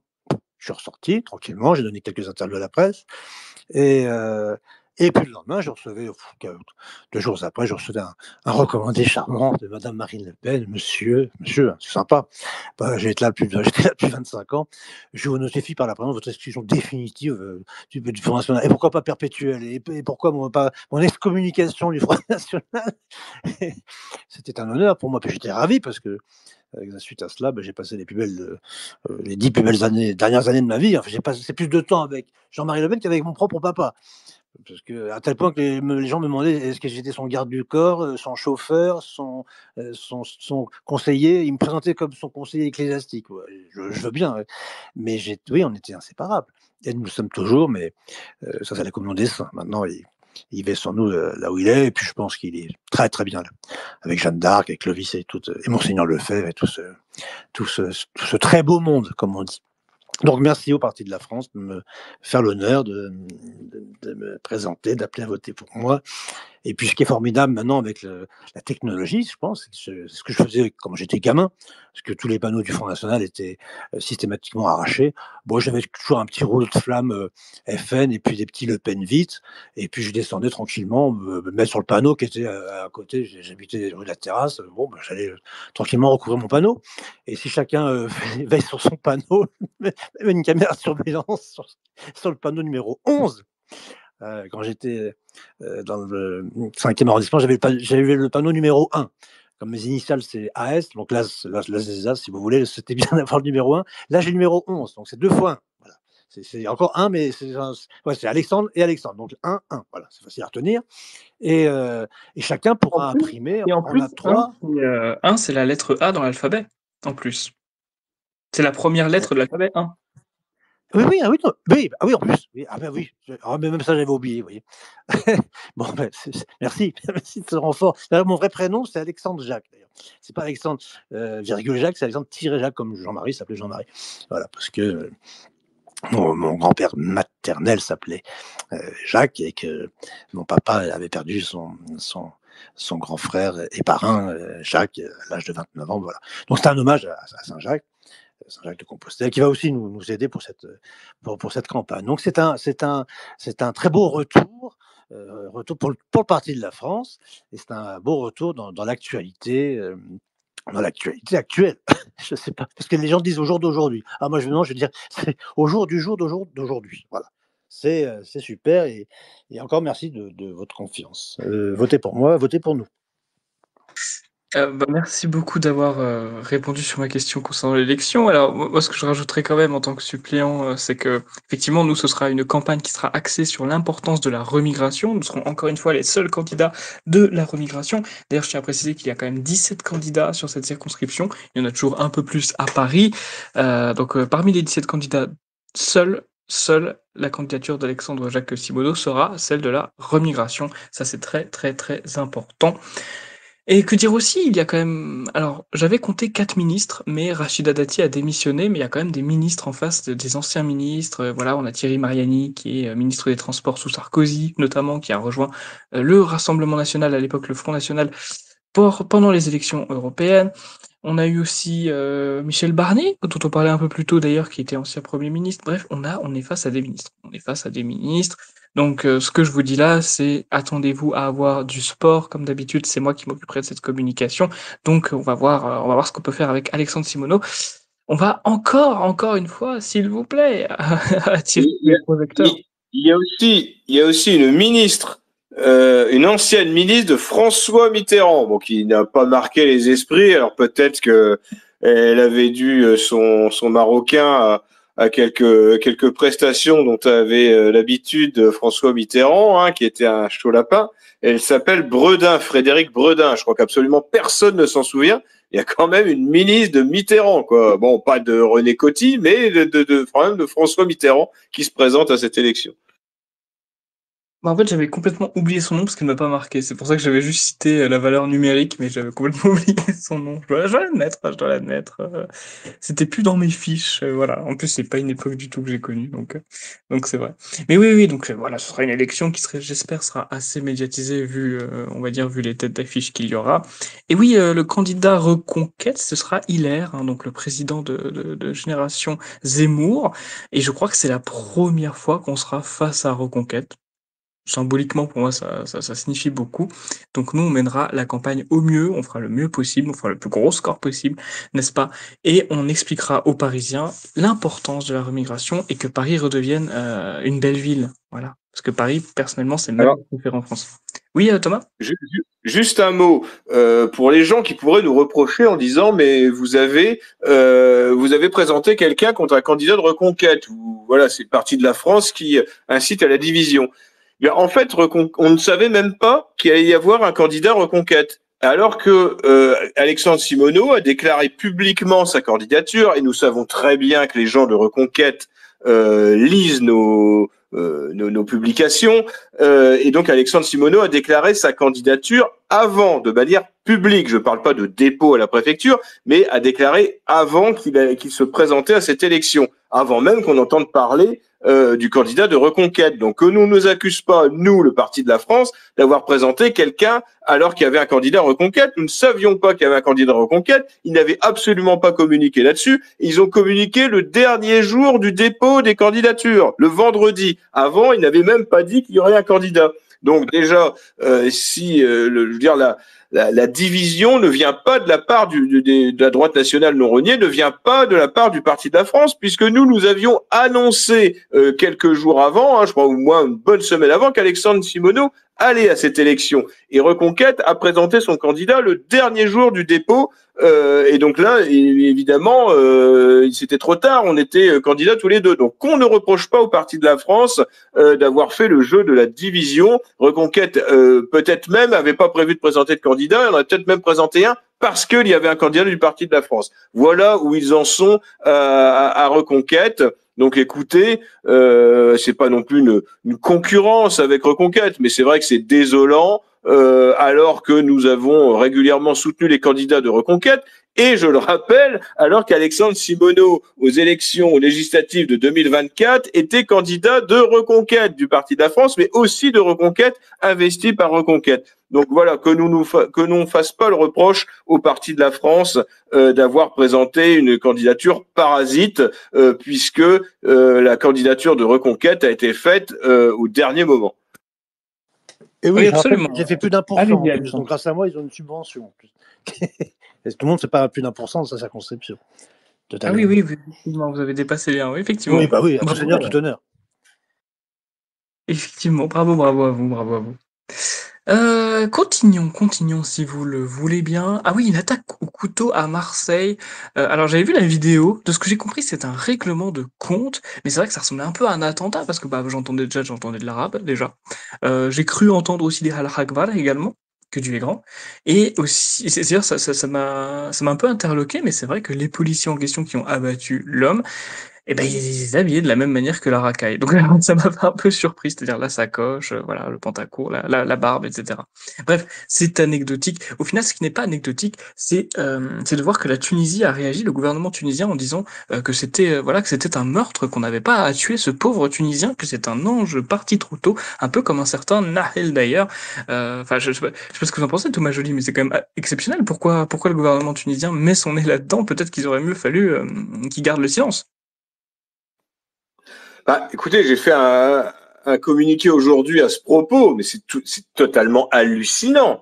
C'est-à-dire une sorte de détraqué, un ressortissant de votre pays qui est un délinquant, qui avait déjà tenté de poignarder son neveu, enfin bon bref, une espèce de taré délinquant, qui se fait abattre par la police française alors qu'il leur fonce parce qu'on voit bien sur la vidéo, il leur fonce dessus avec ses couteaux.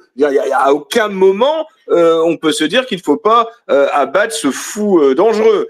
Eh bien, là, les autorités tunisiennes se permettent de faire la leçon à la France en disant que, en exprimant ces vives protestations, et en exprimant comment ils ont dit, oui, ils ont parlé de meurtre injustifié. Donc bon, là, c'est pas possible. C'est-à-dire, imaginez la réaction d'un Donald Trump si un pays, une sorte de pays du tiers-monde comme la Tunisie, là, cette espèce de confetti du Maghreb, où une grande partie de la population vit sous le seuil de pauvreté, voilà, de pays de trous à merde, et qui va vous faire la leçon, alors que c'est ces ressortissants dégénérés qu'il faut arriver à gérer en France. Non, mais c'est une blague, c'est une plaisanterie. Mais le lendemain, il aurait fallu remplir de charters de Tunisiens délinquants. À mon avis, on n'en manque pas. On les fout dans les charters, on les fout dans les ferries et on les renvoie au pays, déjà, de manière symbolique. On supprime tous les visas, même pour les dirigeants. Tous les titres de séjour, on les arrête, on empêche d'envoyer de l'argent en Tunisie et on fait ça. Trump aurait fait ça peut-être en 2 ou 3 heures. En 2 ou 3 heures, toute aide au développement, on supprime tout du jour au lendemain tant qu'on n'a pas des plates excuses, tant que le président tunisien ne soit pas mis à plat ventre pour réclamer la clémence de la France. Du jour au lendemain, on a les moyens, on a les leviers de le faire. C'est quand même incroyable, la France est devenue un paillasson sur la scène internationale. La paillasson sur la scène internationale. C'est que ça. Pourquoi? Parce que quand on voit l'Algérie qui nous crache à la gueule, qui gagne tous ses bras de fer contre un monsieur Retailleau, et vous savez, la réponse graduée à l'Algérie, qui n'est même pas capable de renvoyer un seul OQTF en Algérie, la France n'a pas pris une seule mesure coercitive contre l'Algérie pour renvoyer tous ces délinquants, tous ces criminels dont on veut se débarrasser et qui aujourd'hui en France font ce qu'ils veulent puisque de toute façon ils savent qu'ils ne seront pas renvoyés chez eux. Et donc là maintenant chaque pays le plus faible, le plus arrogant, va nous cracher à la gueule, parce que c'est comme ça que ça se passe sur la scène internationale. Le droit international n'existe pas. Le droit international, c'est une invention de pacifistes béats, de gauchistes. Le droit international, en fait, c'est le rapport de force. Et là, la France est en train nos dirigeants, pas la France, mais nos dirigeants sont en train de ridiculiser la France aux yeux du monde entier. Et vous savez comment ça se passe à partir du moment où quelqu'un est méprisé, à partir du moment où quelqu'un, vous savez, comme dans une cour de récréation, quand quelqu'un se fait moquer de lui, n'ose pas réagir, se fait cracher dessus, vous avez les pires. Les plus faibles, les plus mauvais, qu'on jamais jamais rien réussi dans leur vie, et bien qui viennent donner leur petit coup de pied de l'âne. Et ben là c'est ça, c'est là on récolte en fait toute la réputation catastrophique que l'on a aux yeux du monde entier, en particulier en Afrique. Eh bien le gouvernement tunisien ose, mais c'est sidérant ce qu'on peut entendre, parce que je veux dire, si là il y avait bien un moment où même normalement dans des relations politiques normales, l'ambassadeur de Tunisie aurait dû venir s'excuser platement, faire profil bas, s'excuser que ce soit l'un de ses ressortissants qui se soit livré à ces exactions à Marseille. Et là, pas du tout, non du tout, avec la pire des arrogances, ils viennent encore nous dire qu'on a assassiné l'un de leurs ressortissants. C'est dingue. En fait, vous voyez aussi cette solidarité avec les pires racailles, cette solidarité raciale, cette solidarité nationale avec les pires racailles. C'est ça qui est une énorme différence entre nous, Français, et eux, on va dire, en particulier maghrébins. C'est-à-dire qu'en fait, la solidarité ethnique l'emporte sur toutes les ignominies que peuvent commettre leurs coreligionnaires. C'est incroyable. C'est-à-dire que voilà, la pire des ordures, ce type qui a poignardé 5 personnes, qui en a blessé grièvement 5 pour je ne sais plus quel motif bénin, c'est enragé, qui a attaqué avec des couteaux gigantesques des gens pour une histoire de loyer impayé. Eh bien, il y a une solidarité ethnique avant même la condamnation de ce type qui aurait pu tuer 5 personnes s'il y était parvenu. Donc voilà, c'est incroyable. La haine de ces gens-là, de la France, est bien supérieure à leur conception de la loi, de la morale. Nous, en France, on n'est jamais solidaire. On n'est jamais solidaire de nos pires criminels. Voilà, moi, un Français qui fait ça quelque part, j'applaudis la police locale de l'avoir criblé de balles, de l'avoir balancé 12 balles dans la peau. C'est tout ce qu'il méritait. C'était la peine de mort immédiate. Et là, pour une fois que la police nous débarrasse définitivement de ce genre d'ordure, eh bien, on a le droit à une nouvelle humiliation sur la scène nationale, parce que pour l'instant, je n'ai rien entendu de la part des autorités françaises pour répondre à cette provocation tunisienne. Donc voilà, c'est tout à fait symbolique et c'est désolant. Imaginez un grand pays comme la France qui pourrait être une puissance diplomatique, qui pourrait être crainte et surtout respectée sur la scène internationale. Eh bien, nous en sommes la risée aujourd'hui. Merci beaucoup, mon cher Thomas Joly, merci beaucoup, Monsieur le Président, pour votre réponse. Et vous, Alexandre Simoneau, est-ce que vous pensez qu'on aurait pu éviter justement les coups de couteau, on aurait pu éviter de le tuer également, si on acceptait quand même moins d'immigration venant du Maghreb? Non, mais surtout, ce que j'ai dit au début de mon intervention, merci à, à Thomas pour toujours cet exposé très brillant qui rappelle toutes ces horreurs, mais c'est la peine de mort. Et le problème, pourquoi ces crapules ne sont jamais jugés ou relâchés, etc. Parce qu'il existe le syndicat de la magistrature, et pendant 30 ans, Jean-Marie Le Pen a rappelé que ce syndicat rouge de la magistrature, avant le mur des cons, avait fait comme devanture de son petit journal de gauchiasserie.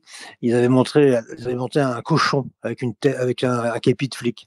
Vous voyez, c'est ça les juges rouges. Les juges rouges, ils sont peinards, eux, parce que c'est pratique d'être juge, surtout quand on est magistrat du siège et non pas du parquet, c'est qu'on est en plus inamovible, tranquille. Enfin, ça changera quand on sera au pouvoir, croyez-moi. Mais en tout cas, les juges rouges donnent toujours raison à l'assassin, au criminel, et la victime va se faire foutre. Moi, j'ai été une fois comme ça, je faisais un collage d'affiches avec un de mes gardes du corps. Bon, j'avais une petite gazeuse dans ma poche, par précaution, et un type fonce vers moi, un employé de la SNCF, je sais pas quoi, espèce de fils de... Alors moi, j'accepte tout, sauf on insulte maman. Donc je lui ai vidé gentiment le contenu de ma gazeuse dans la gueule. Je pense qu'il s'en souvient encore. J'ai quand même été condamné à 150 € d'amende. Légitime défense, déjà. Il fonçait vers moi, je sais pas ce qu'il allait me faire. En plus, il insulte maman. 150 € d'amende. Normal, voilà. 1000 balles. Parce que, en plus, oui, le grand piège, comme disait Jean-Marie, je parle pas de la monnaie d'occupation, c'est que les gens ne se souviennent même plus. 150 €, c'est 1000 francs. Le 15,24 €, c'est 100 francs. Moi, je continue à penser en francs, moi. Je suis très conservateur, mais ça m'évite de me faire avoir dans les supermarchés. Et puis surtout, les plans de carrière maintenant. Ah, bah, tu comprends, si tu es député, tu toucheras tant. Et puis si tu es élu, non. Une seule fois, j'ai été. Il n'y a qu'une seule élue grâce à qui j'aurais une retraite d'élu de la République, c'est Madame Florence Portelli, l'actuelle maire de Taverny, car lors de sa première mandature, elle m'a payé 100 € tous les mois pendant 6 ans. C'est sympa. C'est ce que je disais à mes enfants, bah, ça paye mon téléphone. Et c'est très aimable de sa part, parce que j'aurais quand même une petite retraite. Mais moi, je ne compte pas. Puis, comme je suis comme Jean-Marie Le Pen, je déteste le mot retraite, aussi bien au plan civil qu'au plan militaire. Par conséquent, je ne m'arrêterai pas. Je m'arrêterai quand le soir où j'aurai à prononcer mon nom d'imitis, il dit toujours cela. Et Jean-Marie est parti dans la nuit du 6 au 7 janvier dans son sommeil, mais j'ai pas l'intention d'arrêter un combat qui est passionnant. Et je suis pas là à compter combien je vais coûter, combien j'ai gagné. Je suis pas comptable, je suis pas banquier. Ça, c'est vraiment un truc qui m'aurait jamais intéressé. Ni agent de change. Non. Moi, je vis. Voilà. Je ne sais pas de quoi demain sera fait. Et comme disait toujours Jean-Marie, oh, d'ici quand 2 semaines. Oh, il y en aura de l'eau qui aura coulé sur les ponts. Parce que c'est vrai que chaque jour révèle ses surprises. Aujourd'hui, il y a eu le rappel à Dieu de Giorgio Armani, vous voyez, un excellent Armani, c'est du tissu, c'est des costumes, voilà. Il y a tous les jours des morts, et puis il y a toujours des naissances, et puis il y a toujours les jours des surprises, des mauvaises surprises. D'ailleurs, Jean-Marie disait n'ouvrez jamais un courrier bon, si c'est une carte postale des enfants, mais un courrier qu'on ne sait pas, ne l'ouvrez pas le soir, sinon vous allez passer une nuit blanche. Voilà, c'était une bonne idée que je conseille à beaucoup de gens, même quand c'est un non, non, dormez, dormez et puis demain ça sera un autre jour. Ne remettez pas à demain ce que vous pouvez faire le jour même, ne vous souciez pas du lendemain, à chaque jour suffit sa peine, c'est notre Seigneur Jésus-Christ. Merci beaucoup, Alexandre Simoneau, d'avoir répondu à ma question sur le Tunisien. Ah oui, alors le Japon, j'ai vu le Japon a voulu, je pense que ça va rétropédaler, s'ouvrir à l'immigration africaine. Alors d'expérience en tant que Français, s'ouvrir à l'immigration africaine, c'est peut-être la pire idée qu'un pays puisse avoir, surtout pour le pays quand même qui est le Japon, qui a toujours été assez fier de ses traditions. D'ailleurs, petite anecdote, hein, quand même, 40 millions d'habitants à Tokyo, c'est 4 fois plus qu'à Paris, et surtout, c'est plus d'habitants qu'en Australie, qui est le troisième plus grand pays du monde, soit un continent. Bref, revenons sur le Japon. Les Japonais, les habitants de Tokyo sont assez inquiets. La France Info, vous connaissez, hein, France Info, extrême gauche, ce média d'extrême gauche, à n'en pas douter, qui nous dit que les Japonais ont une hostilité décomplexée envers les immigrés africains, parce que effectivement, être décomplexé aujourd'hui, c'est vu comme de la xénophobie ou du racisme, par exemple. Par exemple, on a des Japonais qui nous disent, avec les étrangers, les viols et les meurtres vont se multiplier. Comme quoi, il y en a qui sont connectés et voient ce qui se passe en Europe. Et il y en a d'autres qui disent, on ne peut pas continuer comme ça. On n'a pas besoin d'étrangers. Il y a plein de chômeurs japonais, plein de personnes dans le besoin financier. Des manifestations anti-immigration africaine sont actuellement déroulées au Japon, à Tokyo notamment. Donc ça, c'est quand même très encourageant, mon cher Thomas Joly. Même en Asie, ils veulent pas de l'Afrique, quoi. Ce qui est encourageant, c'est qu'ils n'attendent pas 20 ans d'invasion migratoire pour réagir. C'est-à-dire qu'en fait, eux sont tout à fait conscients. Attention, les Japonais sont très fiers de leur civilisation. Ils ont une très haute opinion d'eux-mêmes et ils ont raison. Tous les peuples doivent avoir une autre opinion d'eux-mêmes.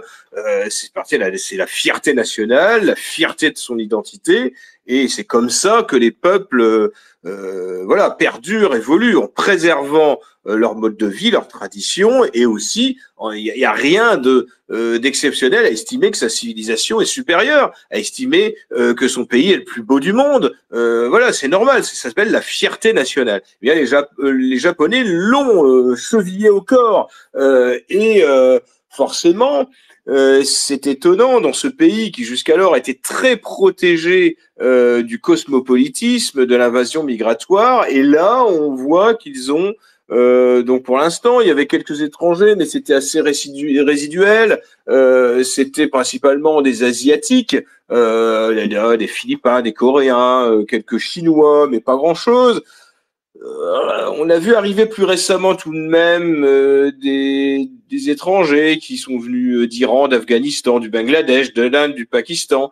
Donc déjà là, ça commençait à poser des problèmes. Et là, il y a eu une volonté de repeuplement avec des Africains, puisque c'est avec le Nigeria, vous savez, un pays à la démographie absolument hallucinante, effrayante en Afrique, puisqu'il n'est plus tous les ans de bébés au Nigeria que de bébés dans toute l'Union européenne. Donc ça vous donne une idée du nombre de Nigérians et d'Africains et de la faiblesse de la démographie européenne. Et bien là, donc le Japon a décidé d'installer des Nigérians dans les zones rurales. Donc il y a un accord qui a été signé avec le Nigeria pour faire venir des Nigérians. Donc, vous imaginez, bon, vous me direz, c'est pas plus choquant que des Somaliens ou des Érythréens en Suède. Eh bien là, ils vont aller.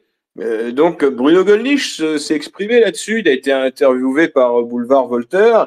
Et en fait, il estime qu'ils ont desserré les taux. Parce que Bruno Gollnisch, grand spécialiste du Japon, hein, ancien professeur de civilisation orientale, marié avec une japonaise disparue aujourd'hui, paix à son âme, eh bien, Bruno Gollnisch constate que le Japon apparaissait jusqu'alors comme un pays ethniquement et culturellement très homogène. Et là, forcément, il se retrouve face à une immigration qui ne reconnaissent pas de devoir et qui se fait remarquer immédiatement. immédiatement, ils ont remarqué que là, on mettait des Africains, en particulier musulmans, eh bien, il y avait une délinquance qui se mettait en place immédiatement. Donc le prétexte, c'est la pénurie de main-d'œuvre, toujours les mêmes, hein, une population vieillissante, et les autorités politiques japonaises, eh bien, ont cédé aux pressions, particulièrement ont cédé, ça c'est la ville de Brunovich, hein, ont cédé aux pressions qu'il y a depuis des années de la part, en particulier de l'Europe occidentale, de s'ouvrir à l'immigration. Il faut absolument que vous ayez vos Africains, vos Noirs, et là, les gouvernants du Japon ont cédé. Sauf que la résistance se fait très rapidement, puisqu'il y a déjà un parti anti-migration, Sanseito, alors je ne prononce pas forcément très bien, et dont le slogan est les Japonais d'abord. Ça vous rappelle quelque chose peut-être? Et ils sont passés de 2 à 15 représentants aux dernières élections, et également 3 députés à la Chambre basse, l'équivalent de notre Sénat. Donc immédiatement, il y a une réaction identitaire et politique des Japonais qui ont d'ailleurs fait des manifestations qui ont été évidemment attaquées par la presse en disant que c'est des manifestants d'extrême droite, explosion de racisme sur les réseaux sociaux, la fachosphère nippone, l'hostilité décomplexée des Japonais envers les immigrés. Ça, c'est des termes employés par France Info et 20 minutes. Vous voyez, donc vous avez déjà entendu parler de tout ça.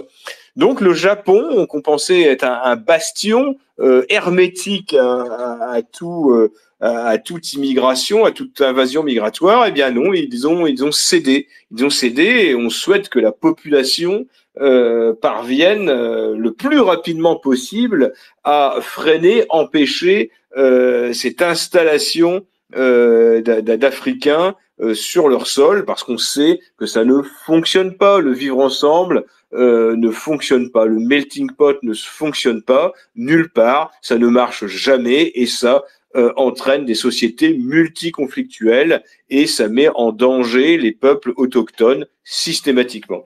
Donc voilà, plus aucun endroit sur la Terre ne sera préservé de l'immigration, de l'invasion. C'est le délire absolu des immigrationnistes qui veulent détruire les nations et les identités.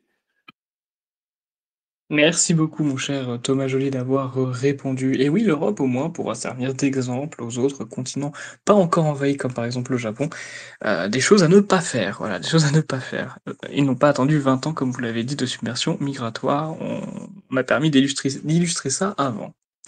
Continuons si vous le voulez bien. Alors j'avais vu l'information sur Euronews que des nationalistes bulgares ont attaqué une voiture en pensant que Ursula von der Leyen, que vous connaissez très bien, hein, présidente de l'Union européenne, était à l'intérieur alors que pas du tout. Ce qui m'a amené à voir que vous savez qu'elle a eu son avion a été piraté, il y a eu un brouillage GPS sur son avion en Bulgarie et que les Russes se sont soupçonnés. De toute façon c'est pas compliqué, dès qu'il se passe quelque chose d'anormal, c'est les Russes qui sont soupçonnés. Rappelez-vous, les élections en Roumanie, c'était les Russes.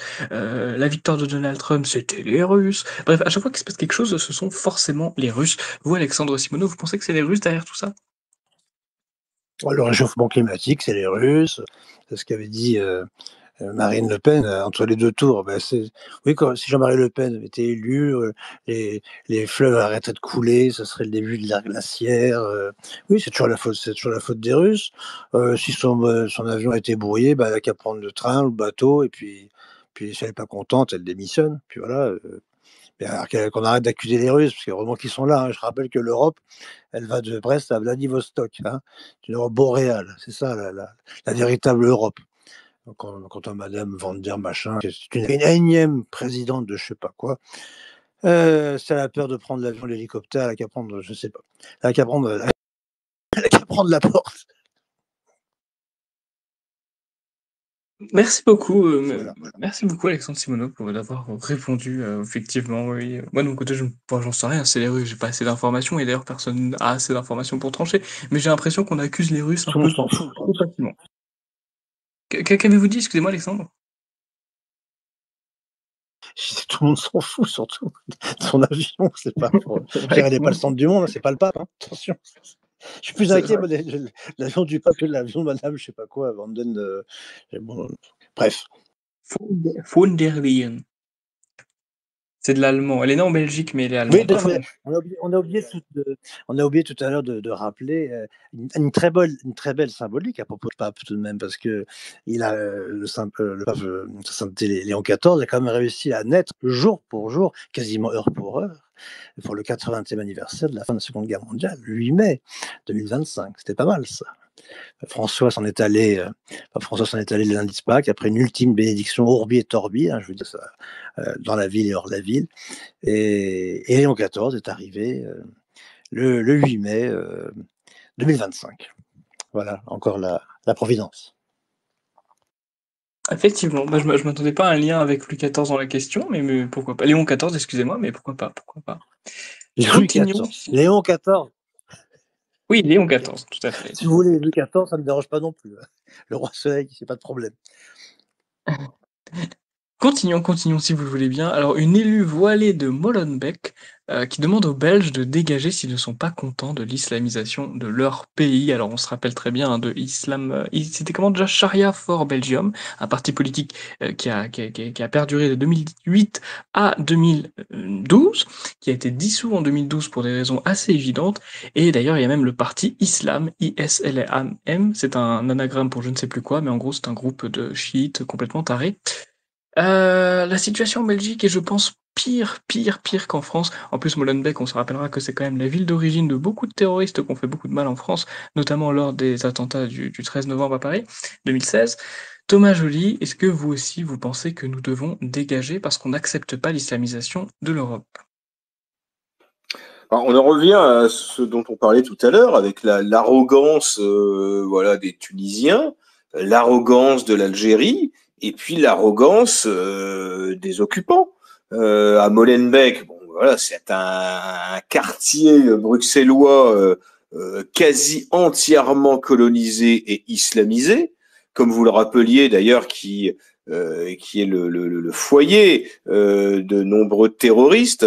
Et donc là, on en est arrivé à ce qu'une élue du Parti socialiste, c'est toujours important de le signaler, au cours d'une conversation s'offusquer de commentaires racistes sur la page Facebook du parti de droite bruxellois, le Mouvement réformateur. Alors attention, hein, c'est encore plus mou que le RN, hein, puisque évidemment le dirigeant du parti a immédiatement condamné les commentaires qu'il y avait sur la page Facebook, les commentaires qui disaient qu'il y avait autant de femmes voilées à Bruxelles que dans n'importe quel pays islamiste ou africain. Enfin voilà, il y avait vraiment pas de quoi fouetter un chat. Hein. C'était pas des appels à tuer des gens avec des commentaires racistes, xénophobes. Non, c'était juste un simple constat qu'ils étaient en train de se faire envahir. Et donc là, elle a trouvé ce prétexte et elle n'a pas réussi à garder la. Donc déjà une élue voilée dans une assemblée en Belgique, ça existe, hein, sachez-le. Et elle n'a pas réussi voilà à être une bonne musulmane en face de Takia. À un moment, elle a craqué. Elle a dit comment si on vous dérange tant que ça, en gros, elle voulait dire nous les femmes voilées. Et si vous voulez même plus nous voir, eh bien dégagez. Voilà, dégagez. Mais c'est évident que ces gens pensent cela. Ils pensent pouvoir nous envahir, nous coloniser, nous imposer leurs us et leurs coutumes, leur religion, et nous dire maintenant, c'est nous qui décidons, et soit vous vous adaptez, soit vous acceptez le statut de dhimmi, ou soit vous vous convertissez et vous devenez des musulmans. En plus, vous inquiétez pas, vous serez des musulmans de seconde zone, hein, parce qu'il y a quand même une forte identité ethnique, raciale, hein, dans l'islam. Il y a une sorte de tout de même de hiérarchie. Hein. Ne croyez pas que si vous vous convertissez, vous allez devenir leurs égaux. Non, vous allez juste être toléré plutôt que le dhimmi qui est obligé de payer pour pouvoir rester en vie. Donc c'est ça l'application de la charia avec toute l'arrogance qui de toute façon n'est jamais, ces gens-là ne retrouvent aucune opposition. C'est-à-dire que personne n'ose s'opposer, personne n'ose dire à cette bonne femme enturbanée de rentrer chez elle, de dégager, que si elle n'est pas contente de profiter de tout ce que la Belgique lui a apporté, de dire qu'elle retourne dans un pays où l'islam s'applique, où elle pourra s'épanouir en tant qu'islamiste. Donc voilà, plus personne en Belgique. La situation est encore pire en Wallonie en particulier, où la population est gauchisée et complètement soumise à l'occupant. Complètement soumise à l'occupant. Donc voilà, c'est tout à fait désolant, mais ne vous inquiétez pas, en France aussi, nous avons des villes qui commencent à être dirigées par des afro-musulmans, puisque de toute façon, il n'y a quasiment plus de Français de souche dans ces villes, et on retrouvera des gens de plus en plus arrogants, de plus en plus vindicatifs, de plus en plus agressifs avec nous, avec les Français de souche, et ils vous en voudront toujours plus, puisqu'il y a toujours une volonté de soumission des autres, et que nous n'en ferons jamais assez pour eux. Donc voilà, il faut mettre un frein à tout ça, bien sûr, et on va se répéter, mais la politique, c'est l'art de la répétition. Sans remigration massive, jamais nous ne pourrons sauver notre civilisation.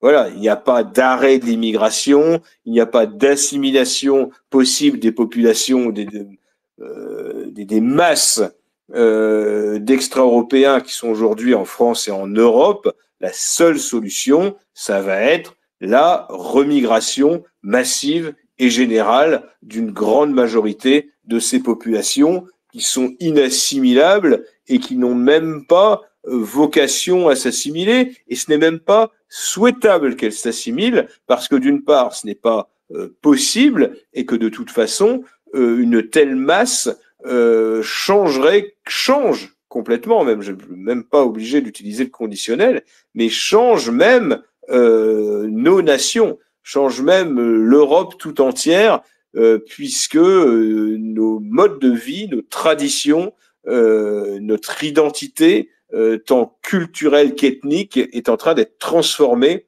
par ces populations qui ne sont certes pas arrivées en guerrier, c'est-à-dire qu'il n'y a pas eu de confrontation militaire comme il y a pu y avoir tout au long des siècles, mais qui sont arrivés à cause des traîtres à notre nation, des traîtres à l'Europe qui ont permis cette invasion. N'oublions pas cela. Cette invasion a été voulue, a été fomentée par des ordures cosmopolites, mondialistes, qui ont voulu la destruction de la vieille Europe, la destruction des peuples européens, la destruction des peuples blancs qui, pour eux, doivent être métissés dans une sorte de magma mondialiste café au lait. Eh bien ça, il restera toujours des Français debout et des Européens debout pour empêcher cela. Mais bien sûr, même si une minorité agissante et inaccessible au découragement existe, eh bien, il faudra tout de même qu'il y ait un soutien populaire pour que nous puissions enfin nous libérer de ce poison migratoire qui est en train de ronger nos défenses immunitaires. Merci beaucoup Thomas Joly pour votre réponse à ma question. Bah écoutez, moi c'était à peu près tous les thèmes que je voulais aborder, mais pour cette rentrée évidemment il y a quelques annonces, notamment dans 2 jours, à savoir le 6 septembre, il y aura le bureau politique du Parti de la France, donc ça va être intéressant parce que ça va être là où va se décider toutes les décisions pour la rentrée, ça va être là où on va discuter, on va échanger, voilà, il y aura un compte rendu évidemment public qui sera rendu public, donc vous pourrez avoir la connaissance.